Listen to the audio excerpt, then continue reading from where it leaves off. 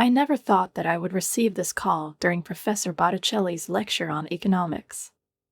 Sunlight streamed softly through the high windows of the auditorium, reflecting off the highly polished wooden desks.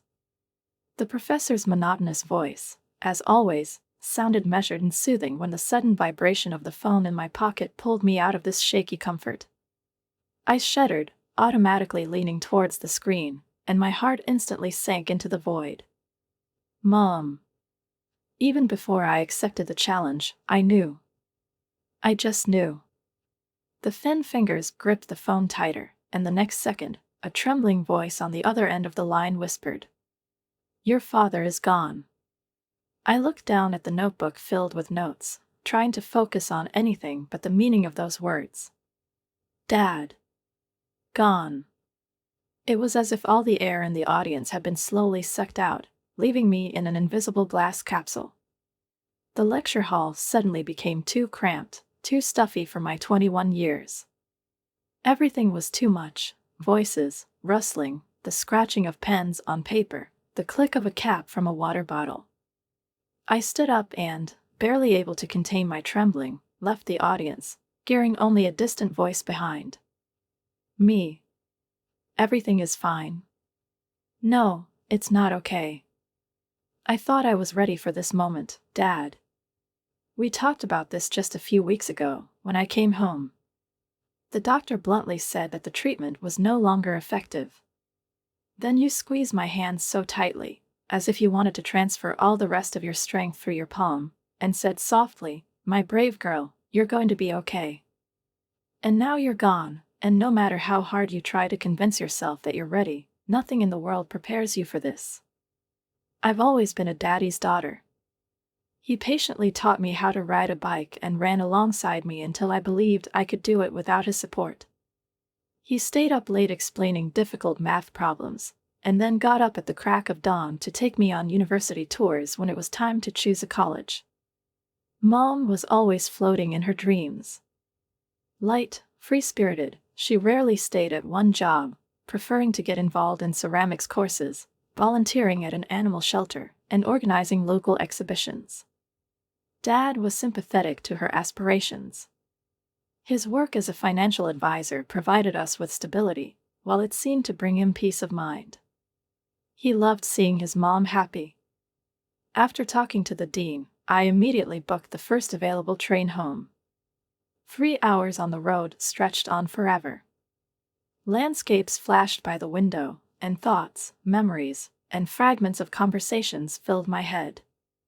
Dad was methodical even in his illness. He made a schedule of my visits, wrote down all the questions to the doctor in a notebook, shared with me plans for my future as if it was important for him to complete everything in this life so that I could continue to live properly and confidently.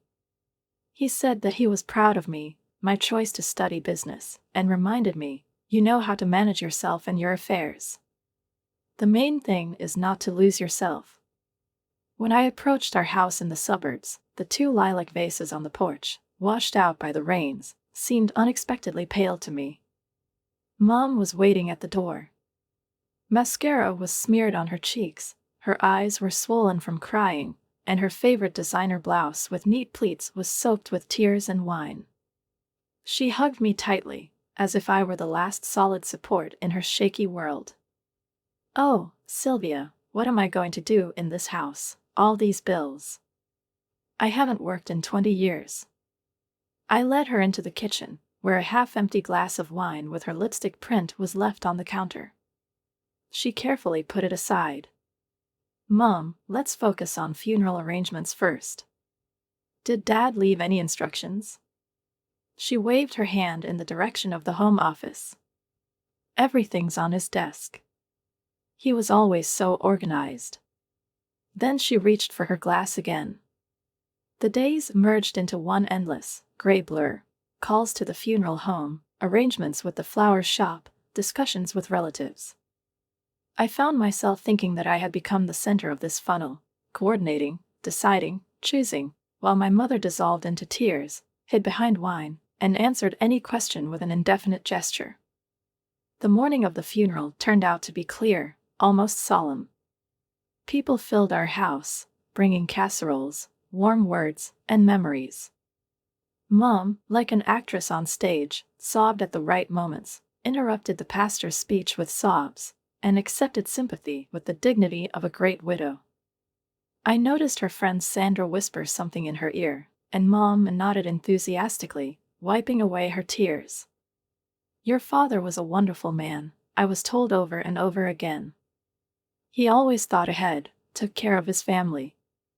I smiled gratefully, not allowing myself to fall apart, because I knew that Dad would not forgive me for my weakness.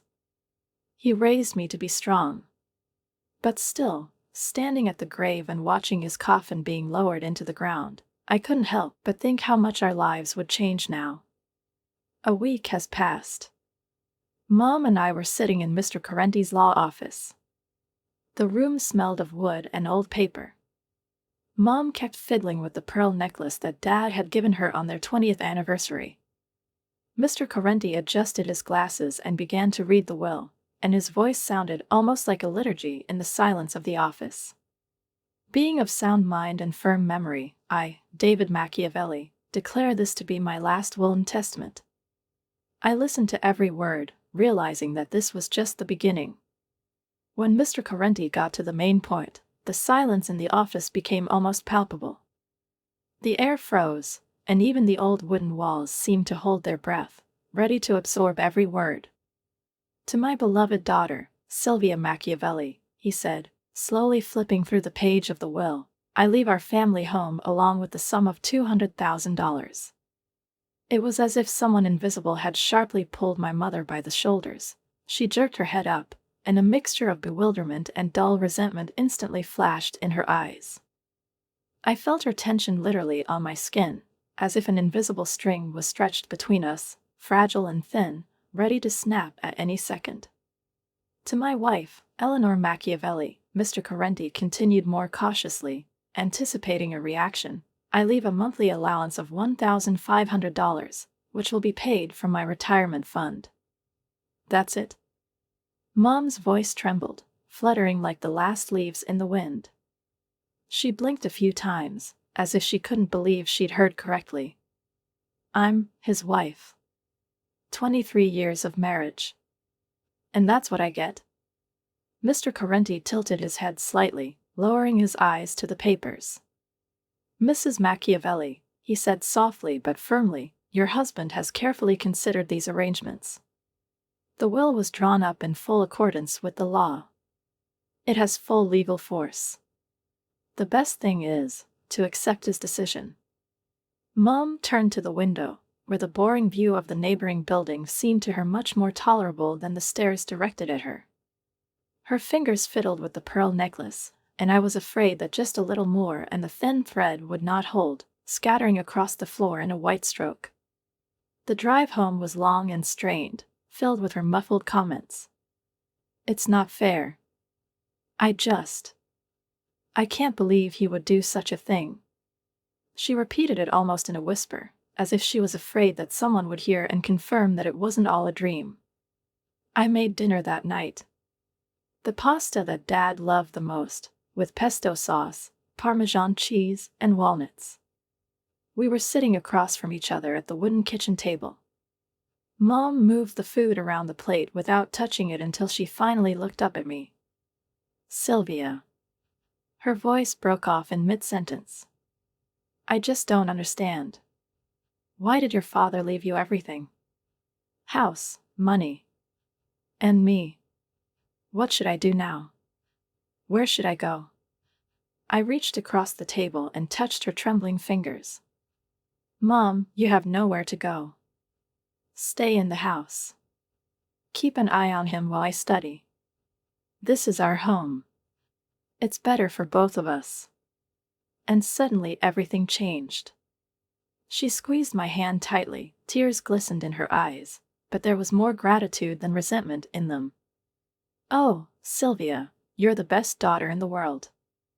I knew you wouldn't leave me." A few days later, I returned to college. I've set up automatic payments, utilities, taxes, insurance, everything from the account my father left me. My mom and I started talking on Skype regularly. She even said that she enrolled in art courses to somehow cope with the bitterness of loss. It seemed to me that she was beginning to recover, finding solace in something, gaining new meanings. But as time passed, something in her voice began to change. The calls were getting shorter, and more often than not she was in a hurry, saying she didn't have time. I told myself that it was good. Let him live, let him fill his days with activities, do not sit in four walls, do not dissolve into longing. It's probably how she heals the soul. December brought the first snow, prickly air, and the subtle scent of pine needles in the city shops. Christmas was almost upon our doorstep, and I suddenly decided, why not surprise Mom?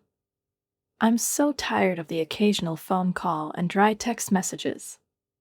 We needed to feel the warmth of the family again, at least for a while.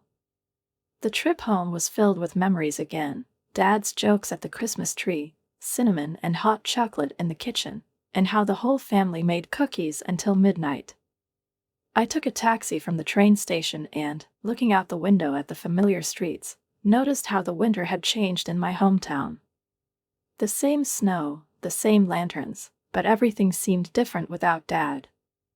Opening the door with my key, I stepped into the house, deciding to surprise my mother.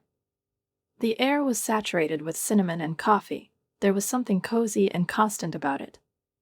But laughter came from the living room. Easy, carefree. Mom's feminine voice and a man's voice. I froze in the doorway. Mom was sitting on the couch next to a man I'd never seen before. He looked 5 years younger than her, wore an ornate scarf, and confidently held her hand. They were laughing.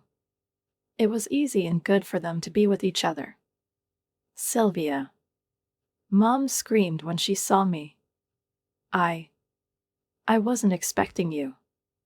I stood motionless, feeling the chill of the street seep into my skin again. I thought I'd surprise you, I said evenly, by arriving early for Christmas. You know, we always celebrate it together. Like a family. An awkward silence filled the room, enveloping it with a viscous, suffocating weight, like a dense fog over a quiet lake. The man sitting next to Mom stood up stiffly, and only then did I notice that he was wearing Dad's slippers. The ones with worn leather, worn lining, soaked in the smell of home and memories. Darling, Mom's voice sounded unnaturally high, even a little fake, as if she was trying her best to hide her awkwardness under this thin mask. I'd like you to meet David. She paused, casting a quick glance first at me, then at the man next to her, who nodded meekly, slightly bowing his head. My husband, Mom added, and the words hung in the air like a heavy curtain falling in the middle of a scene. We got married 3 months ago. I blinked, feeling the world tilt slightly. I'm sorry, did you say, husband? What do you mean, marriage? Yes, honey, Mom smiled with that forced gentleness she used when she wanted to hush up an uncomfortable conversation. We met at my art course. Do you remember what I told you? David is also an artist. We found a common language so quickly. Everything just happened by itself. That childish voice of hers, stretching the words like a speech with elusive meaning, has always driven me crazy since I was a teenager. And here it was again, as if she were explaining basic things to me that for some reason I had to accept without resistance. I silently calculated in my mind, Dad died 8 months ago, and they got married 3 months ago. 5 months. It took her 5 months to get rid of mourning, find a new man and marry him. 8 months, Mom corrected automatically, catching my gaze. And when you find love again, Sylvia, just remember, life goes on. I didn't tell you before because you were so busy studying. Why bother you? I looked around, and suddenly my eyes fell on details that hadn't caught my eye before. Dad's reading chair was gone, replaced by a modern chair with chrome legs, completely alien to this house. The walls, which had recently been decorated with watercolors of seascapes, were now covered with bright abstractions, spots and lines randomly intersecting in bold colors that my mother would have hated 6 months ago. On the mantelpiece, where our family photos used to stand, there was now a single wedding photo. Mom in a cream dress, David in a formal suit. You moved him into my house without asking me." The words slipped out before I could contain them. Mom's face instantly tightened. "Sylvia, this is my house too." "That's what you said, right?" I pressed my lips together, taking a deep breath. Dad always knew how to stay calm in difficult situations. I tried to remember his manner of dialogue and took a step back, trying to speak evenly. "Well, I think we should get acquainted. David, what do you do?" He smiled slowly, but the smile didn't reach his eyes. "Oh, you know how difficult everything is now. The economy, the labor market." He began to talk about his last exhibition at the gallery, about how his work did not find a response from the public, smoothly moved on to funny stories about his mother's attempts to master the technique of pastels, which made her giggle, covering her mouth with her palm, like a schoolgirl. I paused and tried again. "But still, where do you work now?" His smile wavered, settled like a petal falling from a flower. "Well, I'm between projects right now. Looking for a suitable opportunity. I want something that matches my creative spirit." "He's an artist, Sylvia," Mom intervened with unexpected sharpness, defending him. "He can't be bound by the office routine. 9 to 5 is not for him. His former boss just didn't appreciate his vision. Well, you know how it is. People are too limited to understand real art." Christmas morning came, and I woke up to the clatter of dishes in the kitchen. The noise was almost solemn, like the prelude to a stormy symphony. When I went downstairs, I found my mom setting out our best china set on the table, the one that Dad had given her for their 20th birthday. Only this time there were twice as many plates as usual. "Mom, are we expecting guests?" I asked, pulling a mug out of the cupboard. She only glanced at me briefly, still fussing. "David's family is coming for Christmas dinner today. They're so cute, you'll see." I froze, clutching the mug in my hands. "What about the Andersons?" I asked, referring to Dad's sister Sarah and her family, who have been with us every Christmas since I can remember. "And Uncle Antonio and Aunt Luigina?" Mom's hands hovered over the instruments for a moment, but then she just shrugged indifferently. "Sylvia, it's different now. I need to establish relations with David's family. They are a part of our lives." At the same moment, the doorbell rang. Mom, with a smile shining a little brighter than usual, hurried to open the door. David's family broke into the house. Noisy, talkative, appraisingly looking around the rooms, as if they had been planning to renovate for a long time. Parents, sisters, their husbands, and children, they scattered around the house as if it had belonged to them for years. I was left alone in the kitchen. Only the smell of cinnamon, my mother's voice in the hallway, and the feeling that an uninvited guest had settled in every corner became my companions. They immediately went around the house, looking at it with such enthusiasm, as if they had participated in the opening of a museum, and every piece of furniture was part of the exhibition for them. I could hear their footsteps, whispers, and cheers from every room. In the living room, someone was examining a new painting above the fireplace. The size of the pantry was being discussed in the hallway, and restrained comments about the condition of the floor were coming from the dining room. At dinner, when we all gathered at the long table, which my mother had set with special care, the atmosphere remained tense.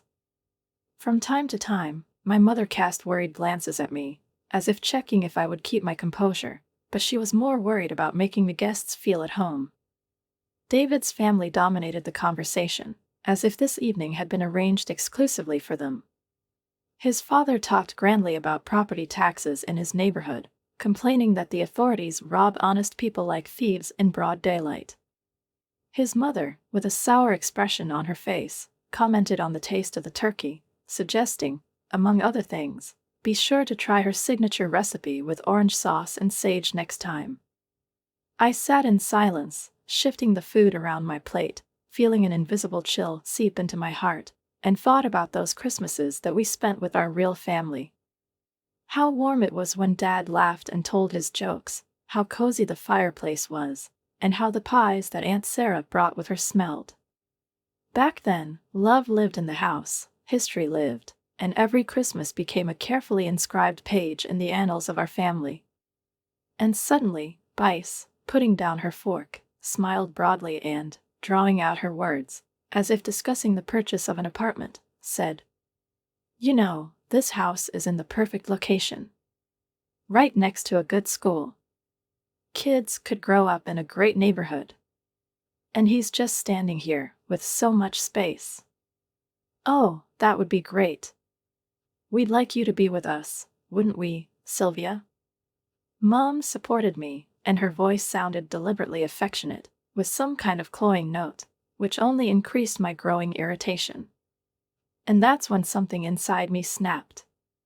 All the tension of the last few days, the resentments, the innuendos, burst out, falling from my lips before I could contain them. Actually, no. We wouldn't want to. This is my home. Dad left it to me.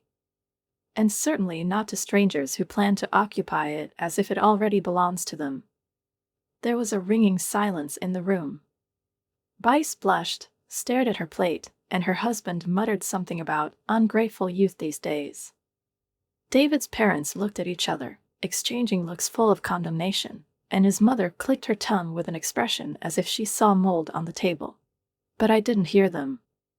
I was only looking at my mom, who was looking at me with an expression I'd never seen on her before. It was a mix of embarrassment, anger, disappointment, and something more, almost tangible, like the quiet, acrid hatred smoldering at the corners of her gaze. David's family did not linger. They got up almost immediately after dinner.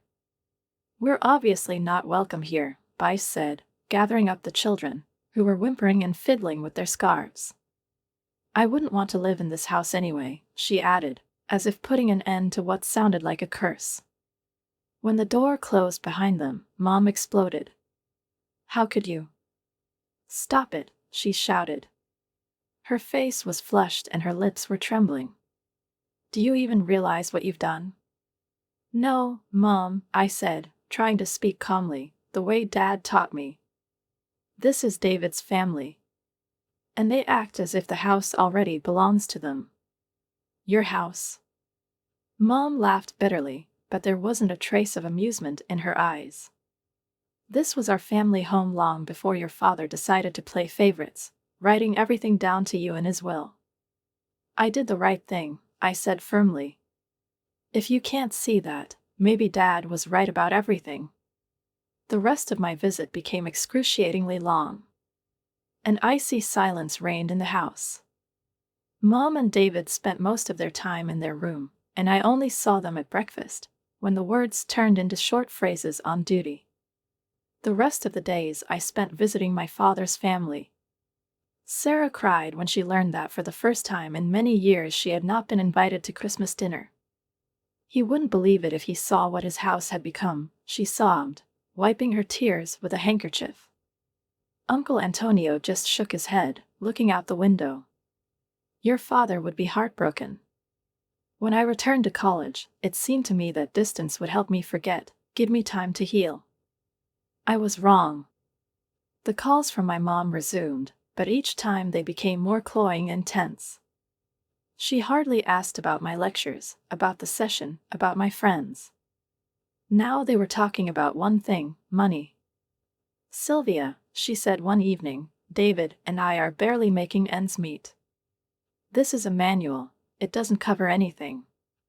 We need help. Maybe you should look for a job."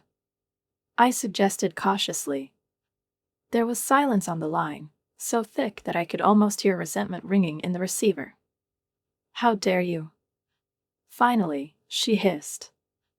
"I'm your mother. I raised you. And you're acting like a soulless stranger." The connection ended with a short click. An hour later, the phone vibrated again. A message from Mom. A photo of an empty refrigerator. And the signature. When we starve to death, it will be on your conscience. I stared at the message for a long time, feeling icy indifference slowly spreading through my veins.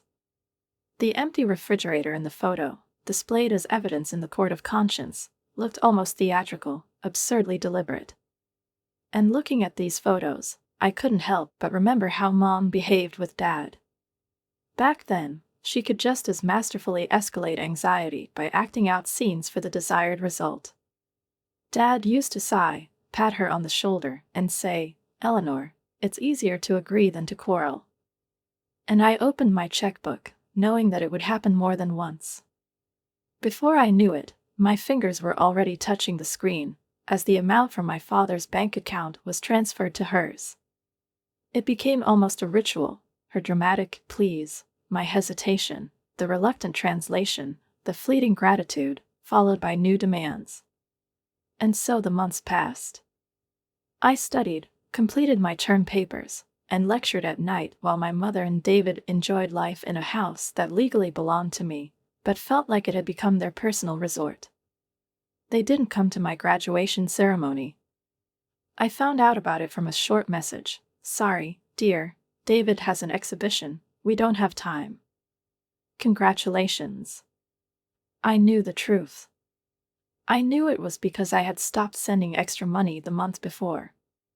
They simply stopped seeing me as part of the picture of their new life. After graduation, I decided to return home. When I told my mom about this, she replied almost indifferently, "Oh, you're moving, well, I guess this is your house." There was that "your house" in her voice, like back at Bice's on Christmas Day. It was as if I was breaking unwritten rules, claiming what was rightfully mine, but in fact had long been given to others. I found a job quickly. Dad's connections in the financial sector turned out to be stronger than time. Immersed in reports, calculations, and transactions, I was grateful for this escape from the unbearable environment that awaited me at home. Meanwhile, Mom and David settled down completely. None of them were going to work. My mother regularly received her $1,500 allowance from my father's pension fund, and everything else, light, water, gas, internet, groceries, and running expenses for the house, fell on my shoulders. They had dinner parties every weekend. Laughter rang out in the house, wine flowed, Bice and her husband argued about style, David showed sketches, which were then invariably thrown away because they did not reflect the true emotion of the moment. Mom would seat the guests in the living room and call them our family, while I sorted through the utility bills, which were growing every month as if they had been fertilized. I began to notice how the groceries I bought for my dinners disappeared overnight. The bags from the store were emptying before my eyes. Cheese, cuts, pastries, fruits, everything went to the next party. There were mountains of glass bottles piling up in the trash, and in the kitchen I could hear Bice laughing as she tasted the snacks I'd bought. "Your mom is so generous. Not like some people." These words sounded through the wall, but they stuck like needles. The turning point occurred 3 months later. I just closed my property tax payment. Mom didn't even mention the deadline, and in the end, I barely made it. That night, she cornered me in the kitchen. "Sylvia, we need to have a serious conversation." "Mom, I wanted to talk too." "Wait." She cut me off. Her face was frozen in the same expression I remembered from childhood. The face of a woman who knows she's going to get her way.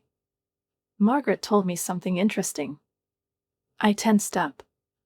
"Her daughter Gemma works in your department." My stomach tightened. Gemma, of course. Chatty, always gossiping over a cup of coffee. "She said that you earn $4,600 a month." Mom squinted, studying my reaction. "Still, look at how you treat your family," she continued, and her voice sounded soft, but viscous, like molasses that makes you sick. "You spend the minimum on groceries, you complain about all sorts of little things. Bill said that it was inconvenient for David to ask you for money for materials for work. You're making him feel like a jerk. You're being selfish, Sylvia.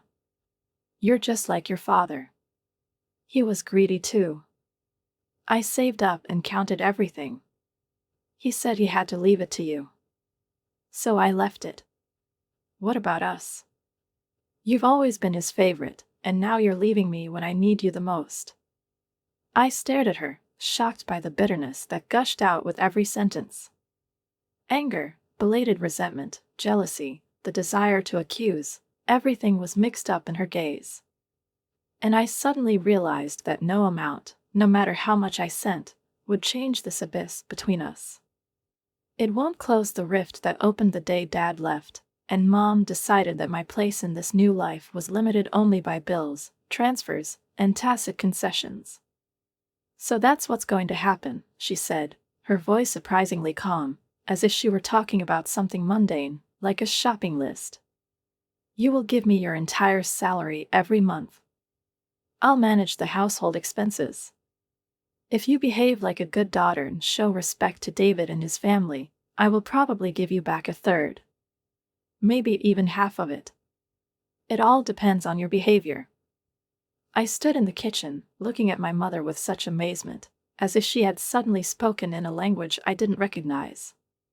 This woman, who once tied my scarf at school, who baked pies for me on weekends, who held my hand at my father's funeral, now stood in front of me with demands that would have been more suitable for some medieval feudal lord who levied taxes on his peasants. I'm not giving you my salary, I said calmly, even though everything inside was bubbling like an overheated kettle.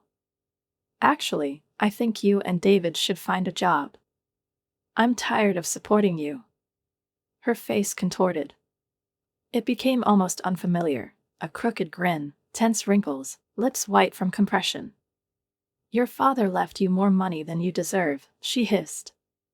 $200,000. And you're too selfish to share with your own mother. I felt a heaviness rising to my temples, a throbbing in the back of my neck.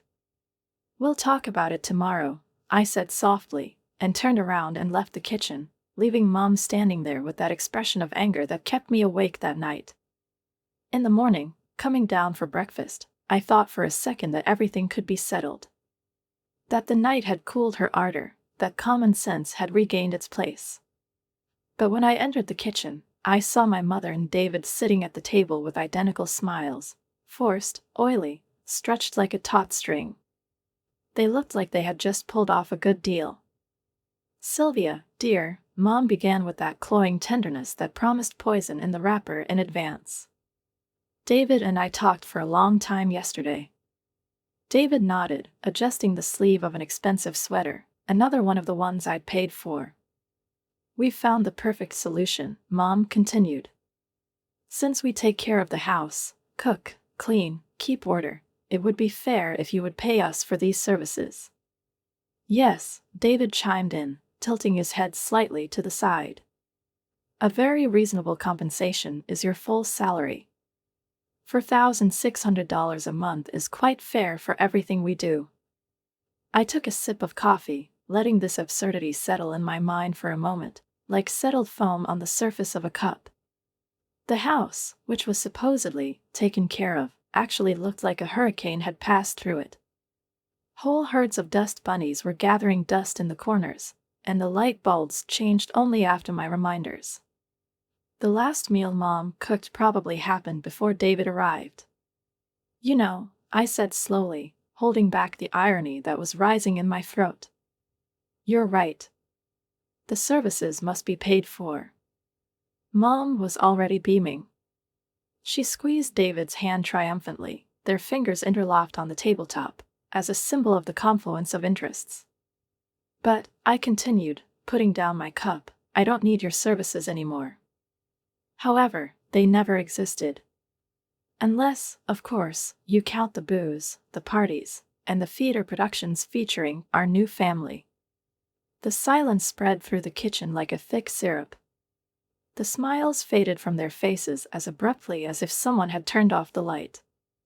That's why, I got up from the table, surprised at how calm I feel. You have 7 days to leave my house. Or I will start the official eviction procedure through a lawyer. Mom turned pale. For a moment, I saw not anger or resentment in her eyes, but pure horror. The realization that this game was over, and she would no longer be able to manipulate me like I was still a 7-year-old girl. She jumped up and grabbed one of Dad's old plates from the table, the kind we only took out on holidays. "You ungrateful little thing. Break it up," I said coldly, "and I'll just deduct the cost from your pocket money. As well as for everything else that you ruin in your tantrums." Her hand was shaking, but she didn't dare throw the plate. The prospect that I wouldn't give up this time became too real. I turned around and went upstairs. Every step was easy, as if she had lifted a weight off her shoulders that she had been carrying for many months. Behind me, I heard my mom scream. Then the sobbing. David babbled something, trying to calm her down. Then there was a crash. Some objects broke in the kitchen. The dishes can be replaced. Calmness is not. For the first time in a long time, I closed the door of my room behind me, sat down on the bed and just let the silence envelop me. This silence was completely different. Not frightening, not oppressive. She was my choice. And I knew that something new would start from here. But for the first time since Dad died, I felt like I was doing exactly what he wanted me to do. Firmly, without fear, without the concessions that he himself had once made, hoping to preserve the fragile peace in the house at the cost of his own fatigue. It seemed to me that somewhere out there, in some other dimension, invisible to me, he was nodding approvingly, watching me finally set boundaries that no one but him knew how to defend in this family. A soft knock on my bedroom door sounded late at night, when the darkness had long since disappeared outside the window, and only the night lanterns painted pale reflections on the walls. "Sylvia, honey," my mother drawled in a drawling voice, sweet as syrup, which could no longer deceive me. "Can we talk?" I opened the door, but remained standing in the doorway, blocking the way into my space. She stood in front of me, smoothing her hair and adjusting her makeup. She was wearing the sweater she always wore when she wanted to convince her dad to buy her something expensive. "It's a time-tested maneuver, but this time it's useless." "I was just joking about the money," she said, and tried to giggle, but it turned out to be a nervous, strained laugh. "David and I don't need your salary. We just want to stay here with you. We're a family, after all." "No, Mom," I replied, feeling fatigue seeping into every cell of my body. "I've made a decision. You need to find your own place." In the following days, she tried all the tricks from her proven arsenal. Letters left under the door, with crooked lines about how I disappointed her. David came from the heart, assuring them that they were changing, that it only took a little time and understanding. Then there were pictures of empty cupboards and unpaid bills, as if I was supposed to solve all this again, reaching into my pockets for their carefree existence. I stopped eating with them. She ordered takeout, took it up to her room, locking herself away from the fuss that still roamed the floor below like a shadow of the past. Their voices became part of the background noise, whispers, arguments, advice, plans. My new reality, which I began to get used to. A week later, I returned from work and found them among the boxes.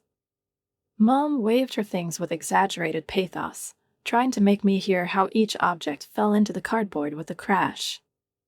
"I hope you're happy," she said, noticing me in the doorway. "You're kicking your own mother out on the street." David stood behind her, arms folded, looking at me with barely concealed contempt. "What a daughter," he said. They left that evening, slamming the door so that the glass rattled in the frame. I watched their car disappear around the corner of the street, and for the first time in months, the house around me was filled with silence, real, whole, and warm. Soon, of course, rumors began to spread. The family's grapevine worked flawlessly. Aunt Sarah was one of the first to call. "Don't worry," she said, hearing that Mom was telling everyone that I had kicked her out of spite. "We all remember. The way she treated your father. No one believes that, Sylvia. Then Uncle Antonio told me that Mom and David were trying to move in with Bice, the sister who used to stare at my house like it was a good deal at Christmas. Bice refused. Absolutely. Their perfect family is falling apart, Antonio grinned. It turned out that even David's parents, who once spent endless evenings in my house, tasting wine and snacking on cheese plates at my mother's gatherings, refused to shelter them. Without endless free dinners and cozy sofas, their support evaporated like a morning mist. As a result, Mom rented a modest apartment on the other side of the city. The allowance from Dad's fund covered the rent, and I had to get the rest myself.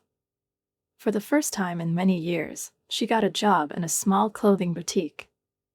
The seller. David remained true to his principles. He was not going to work for his uncle, arguing that his talent could not be enclosed in an office framework. I ran into her at the grocery store one day. She looked different. Tired, aged. Without her expensive creams, with overgrown hair roots, in a simple sweatshirt that once would not have been worthy of a place in her wardrobe. When she saw me, she darted into another passage, as if trying to become invisible. And I went on. And it was so easy to walk past without looking back.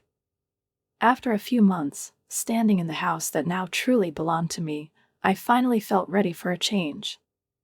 That weekend, I returned with bags of paints, gardening tools, and plans in my head.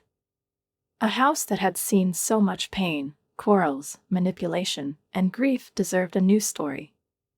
Not as a place of memories of the lost, but as a space where you can breathe freely, laugh heartily, and live. And as I sat on the porch with a cup of coffee, going over future changes in my mind, repainting the walls, updating the garden, rearranging the furniture, I suddenly realized clearly, sometimes you need to let something collapse so that something stronger grows in its place. Something of my own. Write a comment on what you think about this story and don't forget to subscribe to the channel and like it. See you soon.